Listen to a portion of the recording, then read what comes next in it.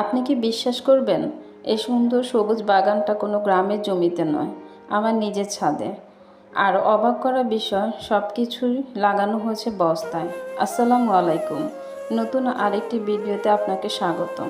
শুরুতেই দেখুন টাটকা কলমি শাক, তার পাশে পিপুল পাতা, একটু এগুলো কচু শাক আর পাটের শাক। প্রকৃতি সবুজে যেন ছাদটাই হয়ে উঠেছে ছোট্ট এক গ্রাম। এখানে শেষ নয়, আছে আদা গাছও। মাটির জায়গা কম হলেও ইচ্ছা আর যত্ন থাকলে ছাদে কত কিছু ফলানো যায়। এই বাগানটাই তার সুন্দর উদাহরণ। আর সবুজের মাঝে নজর কেড়ে নেয় এই অপরাজিতা ফুল। শাকসবজির পাশাপাশি ফুলের সৌন্দর্য সব মিলিয়ে আমার ছাদটা যেন এক টুকরো সবুজ স্বপ্ন। নিজের হাতে লাগালো, নিজের হাতে পরিচর্যা করা এই ছোট্ট ছাদ বাগানের প্রতিটি গাছে লুকিয়ে আছে ভালোবাসা আর স্বপ্ন। আপনিও যদি এমন বাগান করতে চান, শুরু করুন ছোট্ট করে। ভিডিওটি ভালো লাগলে লাইক, কমেন্ট আর শেয়ার করতে ভুলবেন না। ধন্যবাদ।